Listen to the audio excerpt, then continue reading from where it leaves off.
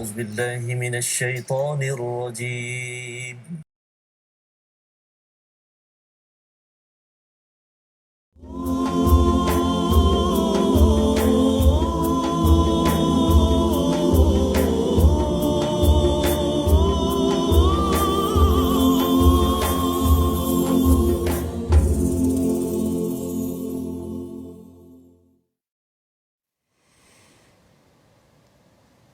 أعوذ بالله من الشيطان الرجيم. بسم الله الرحمن الرحيم. الحمد لله رب العالمين.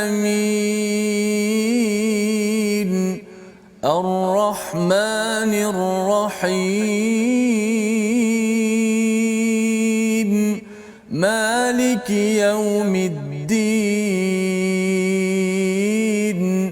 إياك نعبد وإياك نستعين.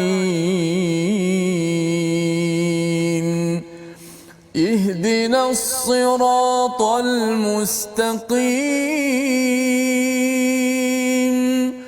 صراط الذين أنعمت عليهم غير المغضوب عليهم ولا الضالين.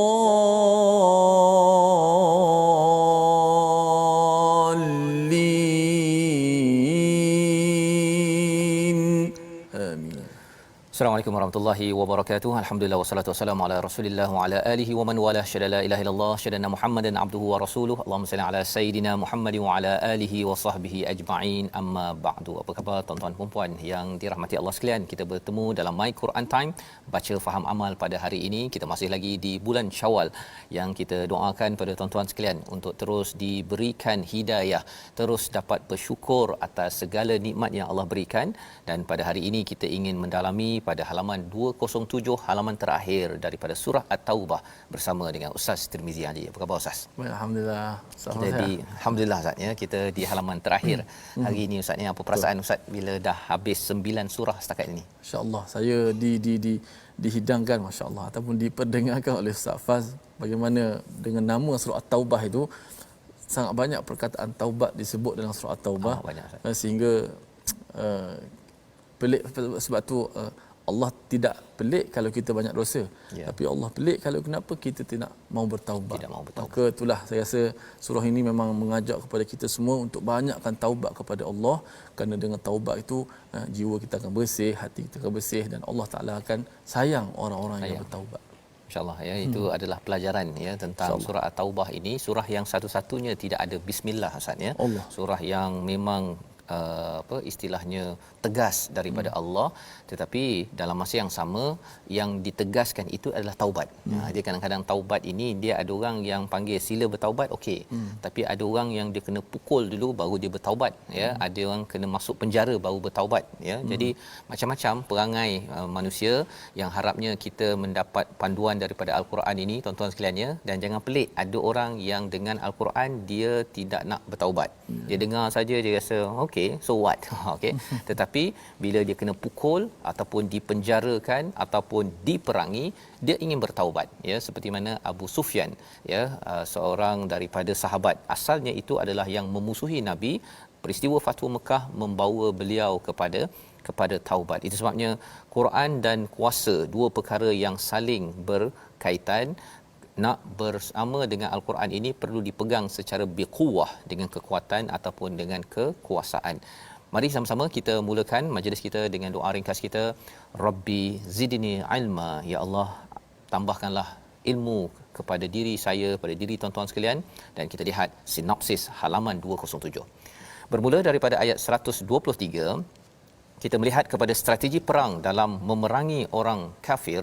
Ini disampaikan yang amat tegas sebagai satu kesimpulan tentang syirik tidak dikompromikan, tidak diterima oleh Allah Subhanahu Wa Taala dalam segenap hal. Pada ayat 124 hingga 127, sikap orang munafik yang ada di dalam al-Quran Allah bongkar dan membuat kesimpulan agar kita mengambil pelajaran. dan sifat Nabi Muhammad yang sangat mencintai umatnya, ya, pada ayat 128 hingga ayat terakhir sebagai satu tanda.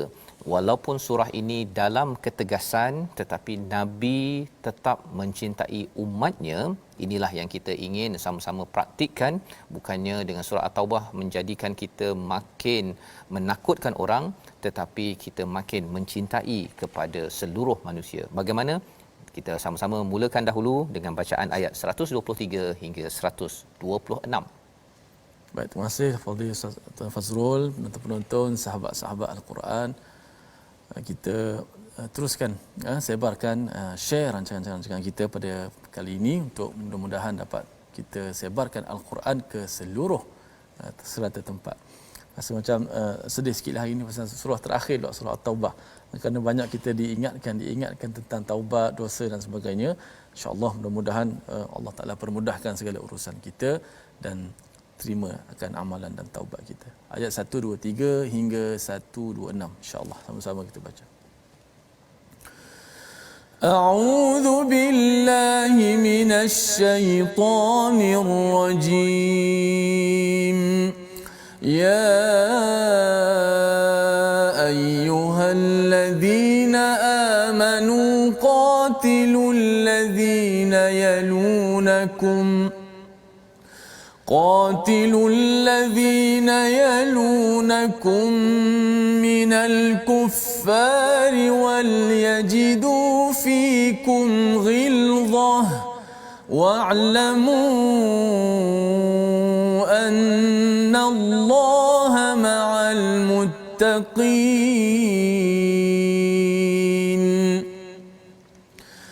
وإذا ما سورة فمنهم من يقول أيكم زادته هذه إيمانا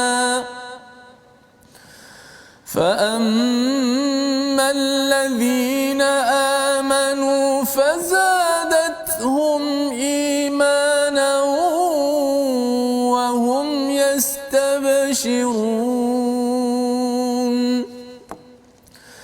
وأما الذين في قلوبهم مرض فزادتهم رجسا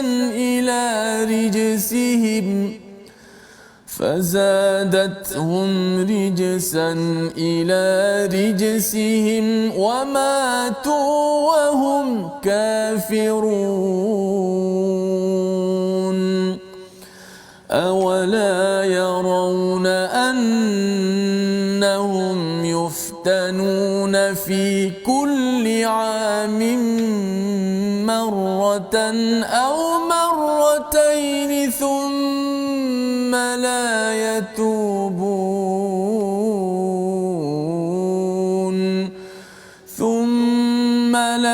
يتوبون ولا هم يذكرون.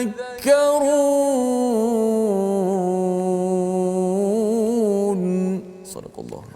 Surah Al-Azim, itulah bacaan daripada ayat 123 hingga 126 untuk kita melihat kesimpulan daripada surah At-Taubah. Ayat 123 Allah menekankan, wahai orang beriman, perangilah orang kafir di sekitarmu dan hendaklah mereka merasakan sikap tegas daripadamu dan ketahuilah bahawa Allah bersama orang-orang yang bertakwa. Rupa-rupanya inilah antara sifat orang yang bertakwa, amat tegas. Malah di sini Allah menggunakan perkataan qatilul ladina yalunakum minal kuffar, iaitu qatilu itu berperang dan bunuh, maksudnya. Jadi ini memang tegas, memang ganas, ya. Yang inilah antara ayat yang ramai orang yang bukan Islam bila baca surah At-Taubah ni, dia kata inilah asas kepada terorisme. Ya, yang menakut-nakutkan, yang kumpulan Daesh dan sebagainya. Tetapi apakah maksud daripada ayat ini? Tuan-tuan, kita kena faham bahawa surah ini turun selepas peristiwa Fathu Mekah dan selepas perang Tabuk. Maksudnya ini adalah di hujung perjuangan kehidupan Nabi sallallahu alaihi wasallam. Dan apakah yang kita nampak seperti yang ada di depan ini, iaitu wahai orang-orang beriman, perangilah mereka di sekitar kamu. Yalunakum itu di sekitar kamu daripada perkataan layyin. Lain ini maksudnya orang-orang yang memang lembut, rapat dengan kita ustaznya. Tetapi kalau dia kufar, kalau dia itu memang orang yang kafir dan dia memerangi kepada orang-orang yang beriman. Itu poin dia, ya. Satu, dia kafir dan dia memerangi kepada orang yang beriman, maka kita kena perangi mereka. Bukannya selamba kalau kita tengok pada Ah Chong, namanya Ah Chong, agama Kristian dekat tepi rumah jiran kita terus bunuh dia. Bukan begitu, bukan. Ini kita dah belajar sepanjang surah At-Taubah bahawa kalau dia ini tidak beriman dan kemudian dia ini memerangi kepada orang beriman, memusuhi kepada orang beriman, maka kita kena perangi orang ini. Ya, itu tegas. Maksudnya jangan beri muka kepada orang yang memerangi Islam, memerangi kepada keimanan. Pasal syirik memang tidak dibenarkan. Dalam hadis kudusi dinyatakan daripada Abu Hurairah bahawa Rasul meriwayatkan daripada Rabb bahawa Allah berfirman, aku adalah yang terbaik daripada para sekutu. Barang siapa beramal untukku dengan satu amalan lalu ia sekutukan aku dengan selain daripada aku, maka aku berlepas diri daripadanya, bara', sedangkan amalannya tersebut untuk sekutunya. Jadi Allah tidak menerima syirik, ya, tidak menerima syirik kerana ini adalah dosa yang paling besar, la zulmun azim dalam surah Luqman. Jadi ini kefahamannya, ya.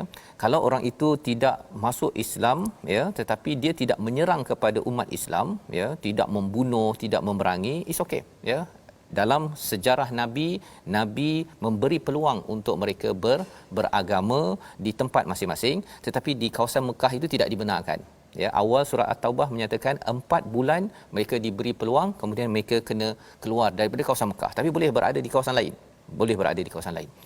Wal yajidu fikum ghilzah, dan perlulah kamu mendapati pada diri kamu itu ketegasan. Ghilzah itu kasar, maksudnya kasar kepada mereka. Pasal apa?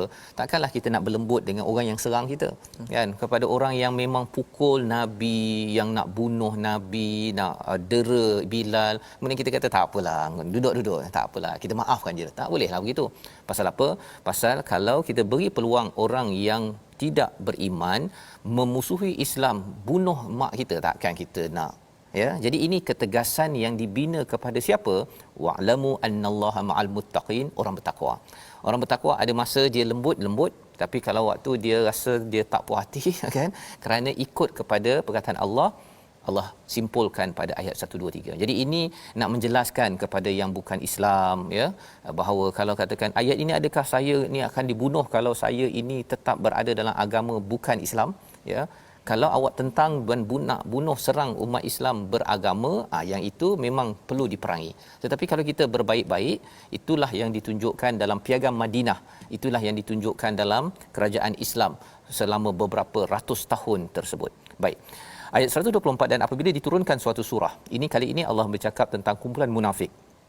Bila diturunkan suatu surah, maka di antara orang munafik menyatakan, siapa di antara kamu yang bertambah imannya dengan surah ini? Adapun orang yang beriman, maka surah ini menambahkan lagi imannya dan mereka berasa gembira. Apa cerita dalam ayat ini? Orang munafik dia bila dapat tahu ada surah, ada ayat Quran yang turun pada Nabi, dia akan cakap, adakah yang bertambah iman? Dia memperlekehkan ustaz, ya. Dia mempermain-mainkan ayat Al-Quran. Pasal apa? Pasal mereka ni tak nak kebenaran itu masuk ke dalam hati, ya. Tetapi orang beriman, dia apakah berlaku? Dua perkara. Yang pertama, bertambah iman, ya. Yang kedua, wahum yastabshirun, mereka itu amat-amat gembira dengan ayat tersebut. Apa kaitan dengan kita zaman ini? Maksudnya bila dapat ayat, kita dengar ayat dah lengkap ustaz, ya. Tetapi bila dapat dengar Ustaz Tirmizi baca ayat, dapat program, dapat Ustaz Tarmizi baca, ke sana ada orang baca, satu bertambah iman. Bila bertambah iman, walaupun ayat yang sama, kita tahu bahawa bersedia iman akan ditambah. Ya, kena ada mindset itu. Bukan kata alah surah Qul Huwallah je, kan. Kalau dia ada mindset begitu, itu adalah macam yang tadilah. Orang yang ada penyakit hati dia akan cakap, alah ada tambah iman ke, tak ada apa pun, so what, dia cakap begitu. Tetapi bagi orang yang beriman, dia bertambah iman, dan yang keduanya dia rasa gembira. Sebagaimana kita pernah jumpa pada ayat yang ke 112, ya. Sebelum ini kita tengok bila at-taibunal abidunal hamidun nasaihun, sampai ke hujung itu Allah kata wabasyiril mukminin, ya. Orang-orang yang sudah jual dirinya kepada Allah dia ini sentiasa diberikan kabar gembira kerana bertaubat, beribadah, memuji, berpuasa, rukuk, sujud, menyeru kepada kebaikan, mencegah kemungkaran dan menjaga hudud, menjaga hak-hak dan had-had daripada Allah Subhanahu Wa Taala, dan dia dapat berita gembira. Jadi ceritanya ialah bila dapat ayat Quran dia akan rasa wah, ya, dia dapat lagi dia punya penawar, dapat lagi dia punya peringatan. Allah nak ingatkan saya, nasihat daripada Allah ni, bukan daripada orang biasa, daripada Allah. Ini adalah respon orang beriman kepada ayat Al-Quran. Wa ammal ladzina fi qulubihim, pada ayat 125, orang yang di dalamnya hati ada penyakit, maka dengan surah itu akan menambahkan kekafiran yang sedia ada dalam diri mereka, dan mereka akan mati dalam keadaan kafir. Ya, Allah kata fazadathum rijsan ila rijsihim, ya, ada dia punya kotor-kotor dalam hati je, itu bertambah lagi kotor. Quran tidak menambahkan lagi dia punya syifa penawarnya, tetapi bertambah kotor. Macam mana boleh jadi bertambah kotor? Pasal dia mendustakan. Allah kata kamu akan dapat syurga, dia kata betul ke dapat syurga, kan? Bila Allah kata takutlah pada neraka, lah asyik-asyik neraka. Perkataan-perkataan itu kita kena jaga, pasal itu lambang kekotoran. Itu sebabnya kalau ada yang kata bahawa Allah asyik-asyik tazkirah, itu tanda bahawa hati ada penyakit. Yang kita kena jaga-jaga, pasal orang yang baca Quran, yang faham, dia dapat detect orang ni sedang ada penyakit, kan? Ataupun asyik nak dengar Quran dia, tak boleh ke buat benda lain, nyanyi sikitlah contohnya. Itu tanda bahawa ada rijsan, ada rijs sebagai kotoran. Kalau dalam surah Maidah itu, kotoran itu dikaitkan dengan arak, azlam, ya, tentang judi. Jadi istilah itu Allah gunakan kepada orang yang tidak mengambil ayat Al-Quran ini sebagai sumber tambah iman dan sumber kegembiraan. Pada ayat 126, ya, 126 yang dibacakan oleh Ustaz, kita nak minta sekali lagi Ustaz, ya, cerita tentang masih orang munafik. Allah nak tutup sebelum bawa kepada sifat orang beriman yang puncaknya ada pada siapa? Pada Nabi Muhammad sallallahu alaihi wasallam. Tapi kita tengok dahulu sifat munafik yang memang Allah tala betul-betul ni, kan? Agar apa? Bukan kita kena cari orang tu kat luar. Kita kena tengok dalam diri ini, sifat itu saya ada tak, kan? Ada tak? Kalau ada selepas bulan Ramadan masih ada lagi, Ramadan saya hari itu jadi apa? Contohnya, ya. Jadi kita baca sama-sama ayat 126. Baik, kita baca 126. Mudah-mudahan kita termasuk golongan yang sempat sebut tadi, umur iman. Bila baca tadi ayat Allah Subhanahu taala, bertambah iman, bukan mengurangkan iman kita, insya-Allah. A'udzubillahi minasyaitanir rajim. أَوَلَا يَرَوْنَ أَنَّهُمْ يُفْتَنُونَ فِي كُلِّ عَامٍ مَّرَّةً أَوْ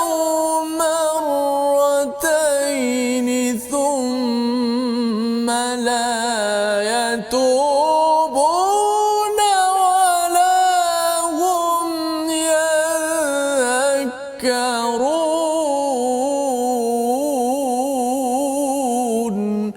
Sadaqallahu alazim. Dan tidakkah mereka orang-orang munafik memerhatikan bahawa mereka diuji sekali atau dua kali setiap tahun, namun mereka tidak juga bertaubat dan tidak pula mengambil pelajaran. Apakah yang kita boleh belajar daripada ayat 126 ini? Orang-orang yang beriman ataupun tidak beriman akan sentiasa diuji, ya. Dan orang-orang munafik ini Allah nyatakan mengapa mereka tidak perhatikan kepada cabaran yang datang kepada mereka sekali ataupun dua kali. Apa bendanya? Salah satu daripada cabaran kepada mereka sebelum ini ialah peperangan. Peperangan adalah puncak kepada suatu ujian selain daripada keperitan dalam hidup kita. Itu sebabnya Ustaz, ya, sebenarnya kalau kita tak ada perang, sebenarnya dalam perjuangan hidup kita, dalam keluarga, dia sekali-sekala dalam setahun tu mesti ada dia punya yang gelora. Tak kena gelora. Ya, gelora. Jadi bagi orang yang beriman, bila ada gelora itu, dia tahu bahawa dia nak bertaubat dan dia nak mengambil peringatan daripada Allah SWT. Dia nak kembali, pasal ya Allah, mungkin aku ni dah 6 bulan ini semayang dah makin lambat, kan? Ataupun saya rasakan selepas 6 bulan ini, ya, saya punya Quran dah makin kurang. Dia akan ada rasa begitu. Kalau dalam OB Ustaz, ya, istilahnya organizational behavior dalam human resource, kita bercakap tentang manusia ini pada awalnya bersemangat, ya, lepas tu dia turun, lepas tu bila ada sesuatu peringatan dia naik balik, ya. Jadi cara Allah memberi kita peringatan adalah daripada Quran. Tuan-tuan baca Quran ini adalah sumber peringatan. Tetapi ada orang yang dia tak baca Quran, dia tak dapat sumber peringatan, jadi Allah bagi dia ujian. Allah bagi dia ujian, terkejut dia pada hidup dia selepas 3-6 bulan itu, maka Allah expect untuk kembali pada Allah, untuk yadhakkarun. COVID-19 adalah salah satu daripada ujian yang sebenarnya bagi orang beriman, saya kembali pada Quran, saya cari balik kepada tazkirah-tazkirah. Tetapi bagi orang-orang yang munafik, dia merasakan bahawa apa kebendanya ni kan, habis COVID-19 nanti saya huha-huha balik semulalah. Itu adalah tanda bahawa tidak mengambil peluang ujian yang Allah bagi, bukan untuk benci kepada kita, tetapi Allah sayang dan Allah panggil dengan untuk taubat dan juga menjadi sumber peringatan pelajaran dalam kehidupan kita seharian. Jadi itu sebabnya dalam setahun kita mesti akan bergelora, jangan bimbang Ustaz ya. Ini formula Allah bongkar ini agar apa, kita jangan ada dalam comfort zone. Kita rasanya bahawa Allah dah biarkan, tak apa kot, nanti dah tua nanti baru saya nak taubat, saya nak ambil peringatan. Tidak. Setiap tahun Allah akan bagi package, confirm sebagaimana dinyatakan pada ayat 126, membawa kepada perkataan pilihan kita pada hari ini. Kita perhatikan ghaludha, yang bermaksud kasar ataupun tebal, 13 kali disebut di dalam al-Quran, dan Allah menyatakan kepada orang yang bertakwa wal yajidu fikum ghilzah, iaitu pada ayat 123, bersifat tegas, bersifat kasarlah kepada siapa? Al-kuffar. Al-kuffar ini adalah orang kafir yang tidak beriman, yang menentang kepada Islam selepas apa? Selepas kita mengingatkannya, Kalau kita tak ingatkannya kepada agama, kemudian dia kasar dengan kita tak nak terangkan, sebenarnya kita tidak boleh panggil dia kafir. Dia sebagai non muslim, belum lagi orang yang beriman, dan dia belum Islam kerana dia tidak mendengar pencerahan daripada kita sebagai umat yang beriman. Jadi ini pelajaran untuk kita daripada halaman 207. Kita berhenti sebentar, kita kembali semula selepas ini melihat bahagian akhir, bagaimana Allah mengangkat Nabi sallallahu alaihi wasallam, bagaimana kesungguhan kasih sayang Nabi walaupun dalam surah yang amat tegas bercakap tentang perang, qital dan juga pembunuhan. Kita kembali semula My Quran Time, baca faham amal insya-Allah. InsyaAllah.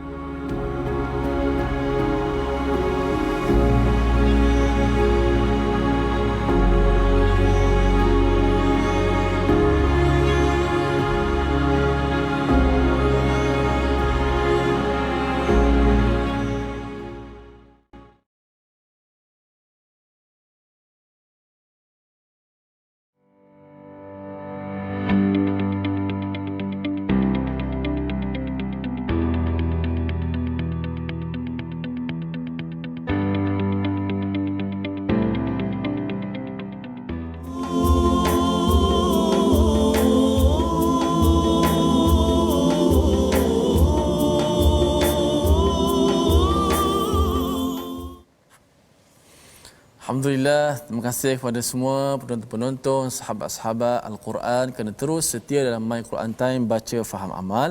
Alhamdulillah kita dah pada buku surat yang terakhir, surah At-Taubah.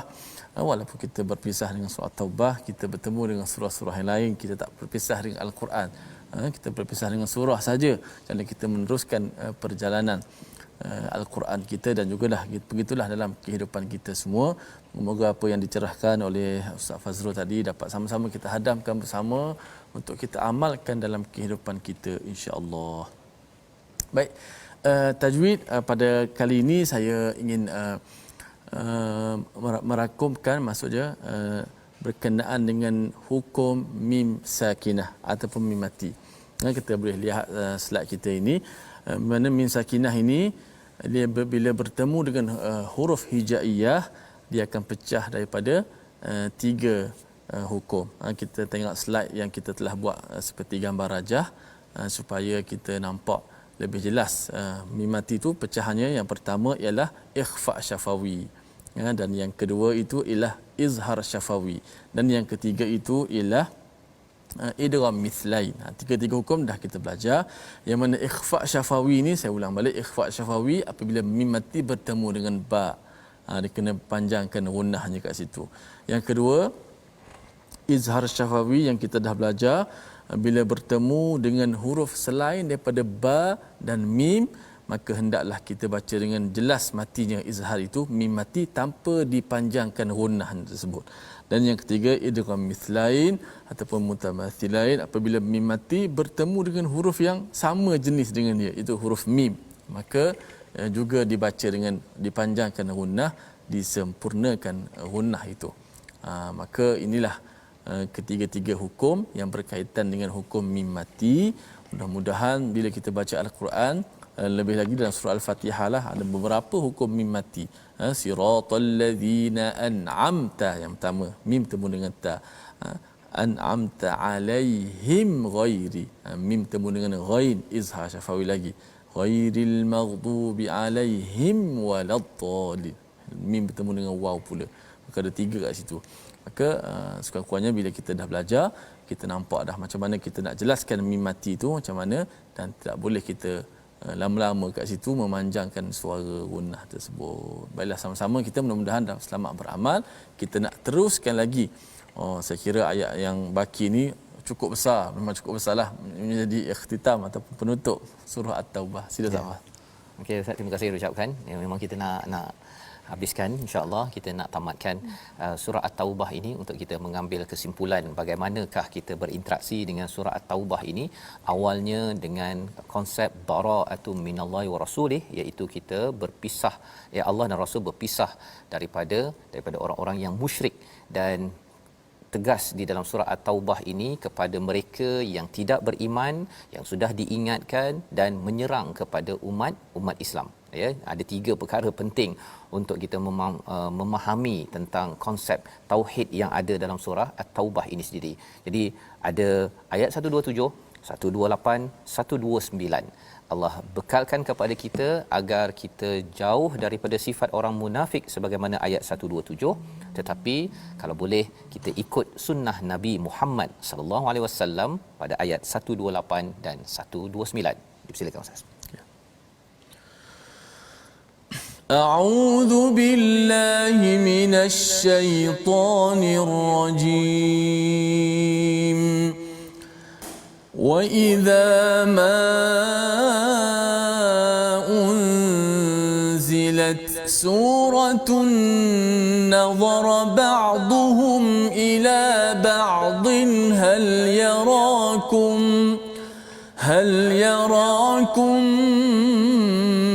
min ahadin thumma صرف الله قلوبهم بأنهم قوم لا يفقهون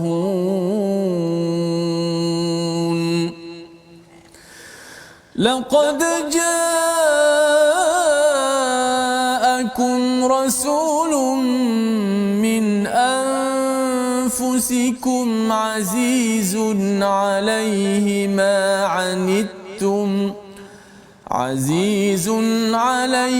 ما عنتم حريص عليكم بالمؤمنين رؤوف رحيم فإن تولوا فقل حسبي الله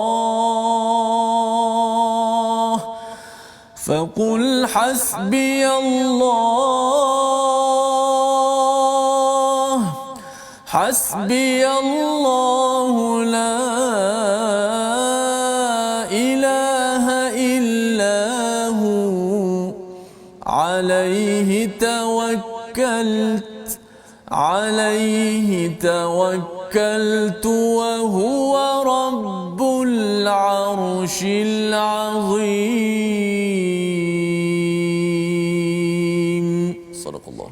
Surah Al-Azim. Begitulah 3 ayat daripada surah At-Taubah mengakhirkan bacaan kita untuk sama-sama kita mengambil kesimpulan pada ayat 127 dan apabila diturunkan suatu surah mereka saling berpandangan. Siapa mereka? Di kalangan orang-orang munafik.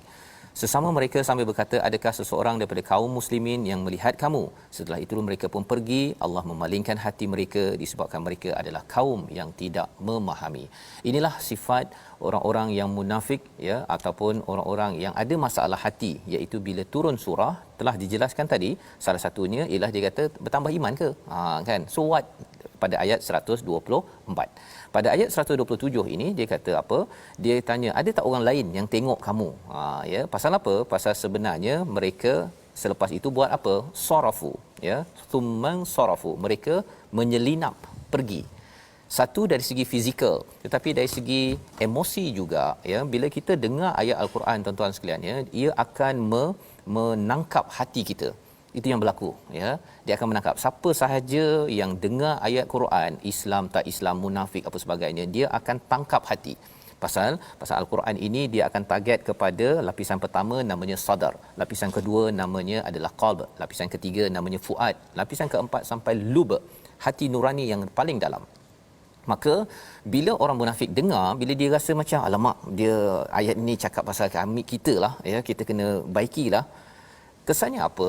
Hati ada fitrah itu, dia akan cuba juga untuk menyelinap. Ya, istilahnya thumman sarafu. Itu sebabnya dalam hidup kita ini, kalau kita dengar tazkirah, kita dengar ayat al-Quran, kita cuba faham, kalau ianya memang macam istilahnya apa Ustaz ni, macam kena pukul kan, macam kena laser dekat hati itu tandanya peringatan itu sedang sampai.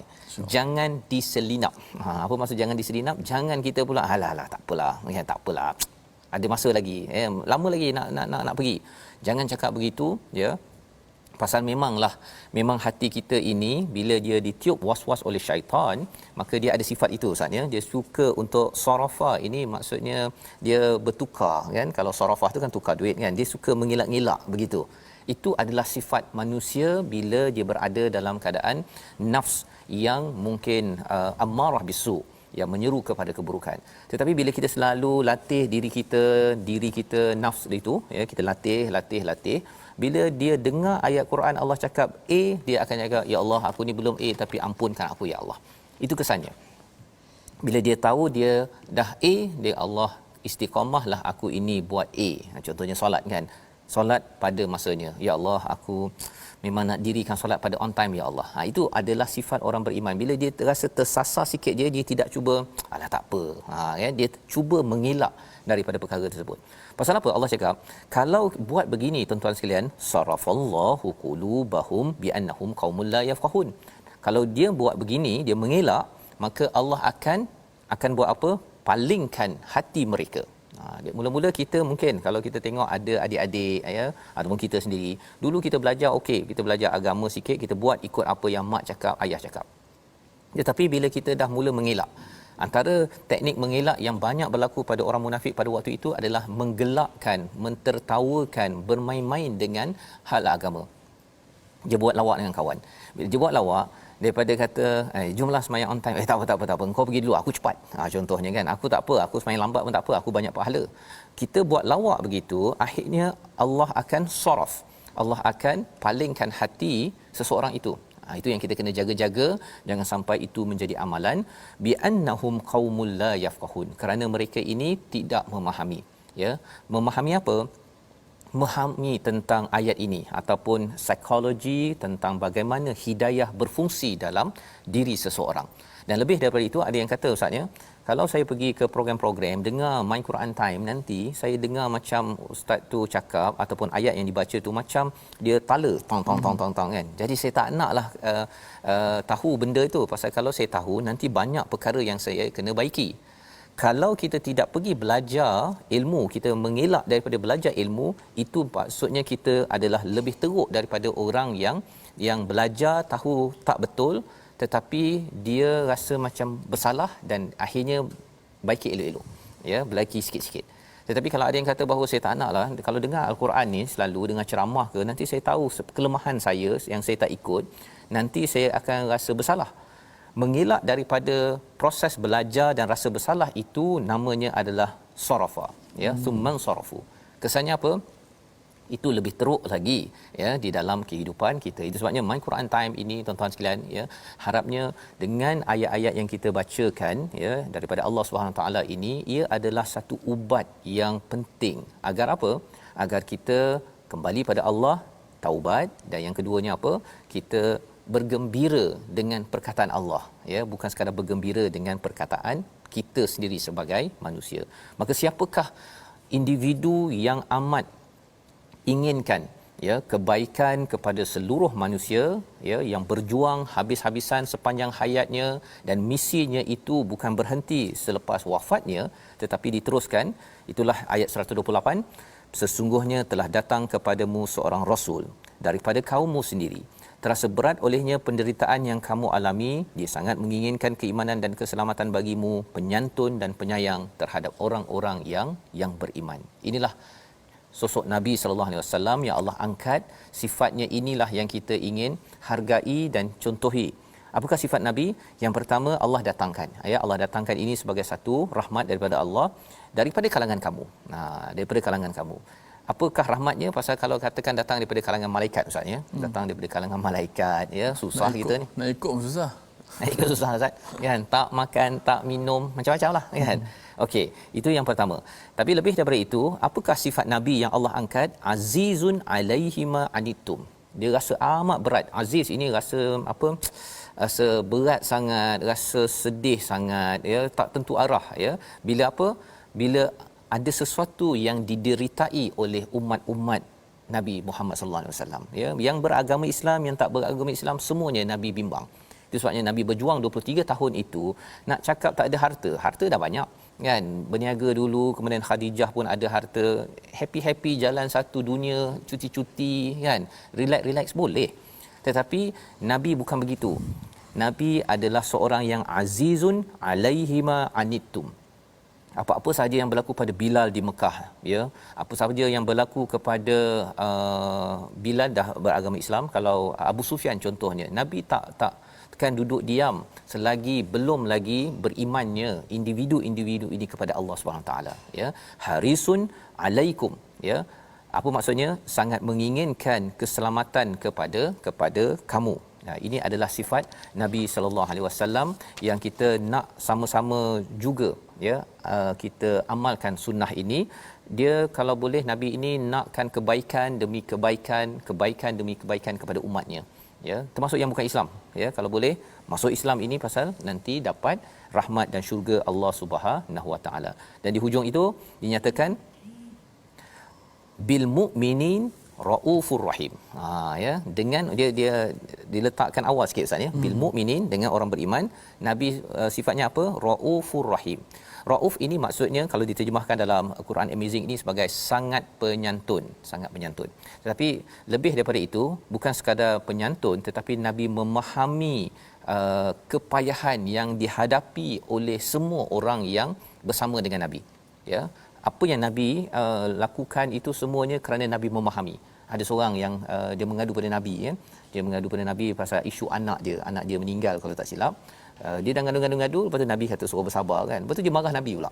Dia kata kamu tak pernah merasai benda ni.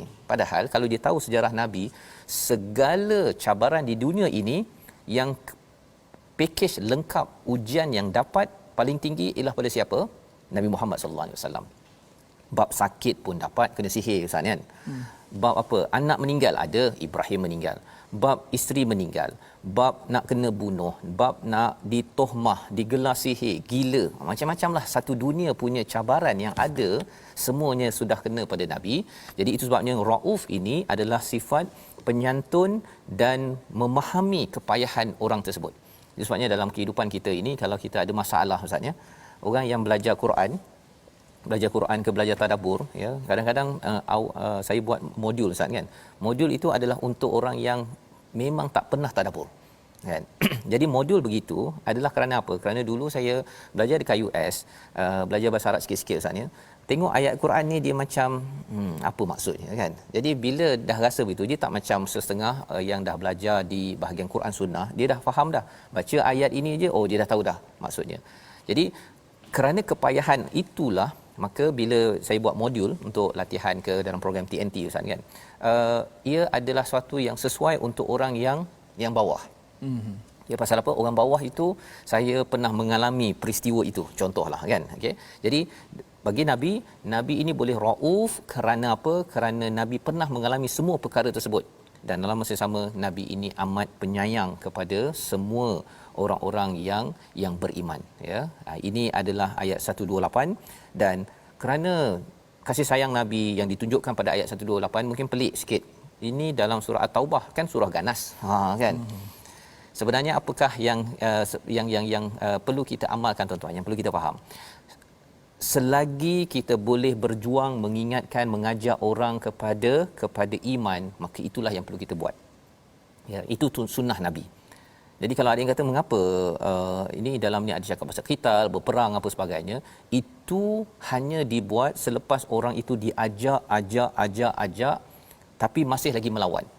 Tapi kalau orang tu melawan tapi kita tak pernah ajak, seperti mana Nabi ajak harisun alaikum sebentar tadi, maksudnya kita ni belum lagi buat misi perjuangan Nabi sallallahu alaihi wasallam, ya. Jadi kita kena buat. Ya, kita biasa cakap makan kurma Ustaz, ya. Bulan Ramadan lepas kita makan kurma, ya, minum air Zam-Zam sunnah. Tapi ini adalah sunnah yang amat penting ayat 128, iaitu sunnah rasa tak senang duduk kalau saya ini tak sampaikan lagi Islam ini kepada orang Islam dan juga orang yang bukan Islam. Kita kena cari strategi itu sebagaimana Nabi cari strategi. Tapi kalau orang tolak juga malah serang, barulah diizinkan untuk pergi berperang. Jadi kerana kelembutan Nabi, kasih sayang Nabi, ayat 129 adalah perkataan yang diajarkan oleh Allah Subhanahu Wa Taala. Kita baca sekali lagi ayat 129 sampai Ustaz Tirmizi. Auzubillahi minasyaitanir fa in tawallaw faqul hasbiyallah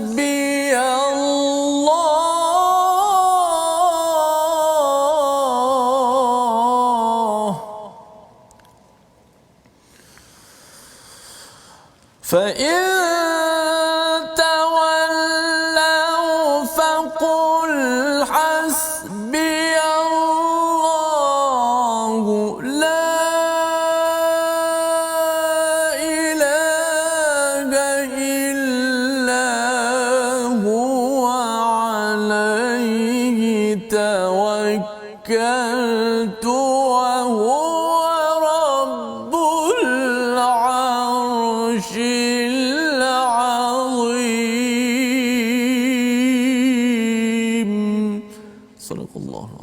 Surah Al-Azim. Maka jika mereka berpaling daripada keimanan, maka katakanlah, wahai Muhammad, cukuplah Allah bagiku, tiada Tuhan selainnya, hanya kepadanya aku bertawakal, dan dialah Tuhan yang memiliki arasy singgasana yang agung. Apakah perkataan yang diajarkan oleh Allah? Ya, Nabi amat penyayang. Nabi amat penyayang. Dan kerana penyayangnya Nabi ini, Raufur Rahim, memahami, ya, suka nakkan yang terbaik kepada umatnya. Yang belum Islam, masuklah Islam. Yang sudah beragama Islam ini betul-betullah beriman, ya. Maka kerana kelembutan Nabi itu, Nabi memberi apa? Contohnya Ustaz, ya, orang tak nak pergi berperang, tak apalah, tak pergi berperang, kan? Tapi kena tegur dengan Allah, ya. Kemudian apa lagi? Ada beberapa peristiwa dalam peristiwa Badar contohnya, boleh tak dibebaskan? Nabi bebaskan. Pasal Nabi penyayang. Ya, memang penyayang. Tapi lepas tu ditegur oleh Allah bahawa kamu tak boleh bebaskan, kamu sepatutnya hancurkan. Jadi teguran-teguran itu kerana apa? Nak mengajar kepada kita. Mengajar apa? Sebenarnya kasih sayang melampaui daripada kebencian kita kepada orang yang tidak beriman ataupun belum sedar tentang kebaikan hidayah kepada Allah Subhanahu taala, ya. Kena tegur itu kerana apa? Kerana ada limitnya, tetapi kasih sayang, Rauf, Rahim, ini dua nama Allah yang dipinjamkan kepada Nabi sallallahu alaihi wasallam yang menjadi sunnah kepada kita untuk kita hidupkan. Maka kerana Nabi sayang itu, Nabi tak Nabi terus, tapi kalau dah sampai satu masa ada yang berpaling. Ya, berpaling. Maka Allah ajarkan hasbiyallahu la ilaha illahu. Cukuplah Allah.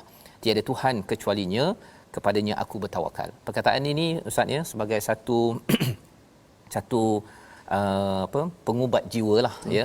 Sebenarnya bagi mak, kalau katakan anaknya degil sangat ya, mak dah cakap dah buat macam-macam tapi anaknya degil juga, maka pada waktu itu sebutlah hasbiyallahu la ilaha illa hu alaihi tawakkaltu wa huwa rabbul arsyil azim. Dalam kepayahan hidup kita, perkataan ini akan menenangkan, cukuplah Allah. Tetapi dalam masa yang sama, mengapa sampai kena diajar oleh Allah kepada Nabi? Kerana apa? Kerana dalam hidup Nabi ini, Nabi tak semudah itu cakap hasbiyallahu la ilaha illa hu di halayak ramai ya. Pasal faqul ini cakaplah ya, katakanlah. Pasal kalau kita cakap perkara ini ustaz ya, contohnya anak degil ya, baru kita cakap sekali jom solat, anak tu tak solat lagi, cukuplah Allah. Dah mak dah cukup Allah aje. Kan? Apa perasaan ustaz kalau anak dengar mak cakap gitu? Allah. Anak pun kata alamak, mak pasal tiba-tiba ni mak kan, minta maaf mak kan. Anak akan rasa bersalah kan. Tetapi kalau mak berkali-kali dah cakap dan kemudian mak dah rasa tak boleh sangat, maka bercakap perkara ini di khalayak, cakap perkara ini pada sendiri okey, pada setiap masa memang kita kena cakap perkara ini untuk memujuk diri kita. Tetapi cakap perkataan ini pada khalayak ramai, itu melambangkan bahawa dah cukuplah tu. Ya, dan Nabi ketika dalam perjuangan, Allah kata berkatalah perkataan ini kerana apa? Kerana jangan sampai merosakkan diri, kerana sayangkan sangat, kerana amat menyantuni sangat kepada orang-orang di sekitar, santunilah diri sendiri. Membawa kepada resolusi kita pada hari ini, kita sama-sama perhatikan resolusi kita, iaitu sentiasa semak keimanan yang patut meningkat selepas mendengar ayat Allah. Yang kedua, bersihkan hati daripada penyakit yang menyebabkan Al-Quran tidak menjadi penawar. Dan yang ketiga, elakkan daripada mengambil ringan ujian yang melanda untuk kembalikan kita kepada Allah Subhanahu Wa Taala. Inilah situasi yang tuan-tuan boleh saksikan di atas skrin, iaitu kita untung ada Rasul ya. Baginda nakkan kebaikan yang terbaik ya, dan kalau ada yang tak nak, maka cukuplah Allah. Kita bersyukur dengan perjuangan Nabi itu kita dapat Al-Quran, hidayah daripada Allah Subhanahu Wa Taala. Kita berdoa bersama dengan Ustaz Tirmizi. Bismillahirrahmanirrahim. Alhamdulillah wassalatu wassalamu ala Rasulillah. Ya Allah, Tuhan kami, jadikanlah Ramadan yang lalu sebagai Ramadan yang terbaik buat kami ya Allah. Ya Allah, pertemukanlah Ramadan yang akan datang pula ya Allah. Kami berazam untuk melakukan lebih baik daripada apa yang kami telah lakukan ya Allah. Ya Allah, jadikanlah Ramadan yang lalu benar-benar mengajar kepada kami erti iman dan takwa yang sebenar ya Allah. Terimalah segala amalan-amalan kami, bacaan Al-Quran kami, tadabbur kami, sedekah dan infak kami ya Allah. Qiyam kami, salat tarawih kami dan puasa kami ya Allah. Amin ya rabbal alamin. Walhamdulillah. Amin ya rabbal alamin. Moga-moga Allah menerima taubat dan juga amalan kita pada bulan Ramadan yang lepas dan juga pada bulan Syawal ke hadapan ini, dan kita doa pada Allah SWT kita terus menjalankan misi perjuangan Nabi yang dirakamkan pada ayat 128. Inilah yang kita ingin gerakkan dalam tabung gerakan Al-Quran tuan-tuan, sebagai menyambung mata rantai perjuangan Al-Quran yang dimulakan ataupun diteruskan oleh Nabi sallallahu alaihi wasallam. Tabung gerakan ini adalah untuk kita sama-sama membantu, sama-sama kita menggembling tenaga, kerana Nabi sudah buat yang terbaik ya, dan kita tidak boleh duduk diam. Raufur Rahim itu tanda kesantunan, kasih sayang, empati kita adalah dengan sama-sama menyumbang dan melaksanakan program-program. Dan insya-Allah kita akan bertemu kembali dalam jam 5 petang, pada jam 10 malam dan juga 6 pagi. Rancangan ini dibawakan oleh Mufas yang kita harapkan kita terus berjuang, sensitif kepada apa sahaja perkara dalam hidup ini untuk bersama Al-Quran. My Quran Time, baca, faham, amal insya-Allah.